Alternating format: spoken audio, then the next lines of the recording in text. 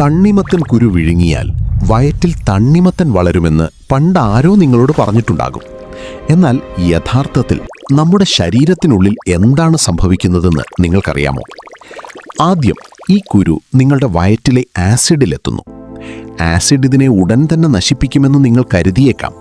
എന്നാൽ തണ്ണിമത്തൻ കുരുവിനെ പൊതിഞ്ഞു നിൽക്കുന്ന കടുപ്പമേറിയ പുറന്തോട് വളരെ ശക്തമാണ്. നമ്മുടെ വയറ്റിലെ ആസിഡിന് ഈ കടുപ്പമേറിയ പാളിയെ അലിയിക്കാൻ കഴിയില്ല.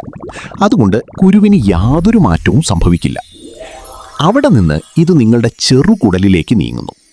ഈ കടുപ്പമേറിയ പുറന്തോട് ദഹിപ്പിക്കാൻ നമ്മുടെ ശരീരത്തിന് കഴിയില്ല. അതുകൊണ്ട് ശരീരം ഇതിനെ ഒരു ഫൈബർ അഥവാ നാരുപോലെ കണക്കാക്കുന്നു. യാതൊരു പോഷകങ്ങളും വലിച്ചെടുക്കപ്പെടാതെ ഇത് ദഹനവ്യൂഹത്തിലൂടെ മുന്നോട്ട് നീങ്ങുന്നു. ഇനി മറ്റൊരു കാര്യം കൂടി. ഒരു വിത്ത് മുളയ്ക്കാൻ 3 കാര്യങ്ങൾ വേണം: ഓക്സിജൻ, ഈർപ്പം, പിന്നെ ചൂട്. നിങ്ങളുടെ വയറ്റിൽ ചൂടും ഈർപ്പവുമുണ്ട്, പക്ഷേ ഓക്സിജൻ ഒട്ടും തന്നെയില്ല. കൂടാതെ വയറ്റിലെ നിരന്തരമായ ചലനങ്ങളും ആസിഡും കാരണം ഒരു ചെടിക്കും അവിടെ വേരുറപ്പിക്കാൻ കഴിയില്ല. ചുരുക്കത്തിൽ വയറ്റിലൊരു വലിയ തണ്ണിമത്തൻ വളരുന്നതിന് പകരം ആ കുരു അതിൻ്റെ യാത്ര തുടരുന്നു.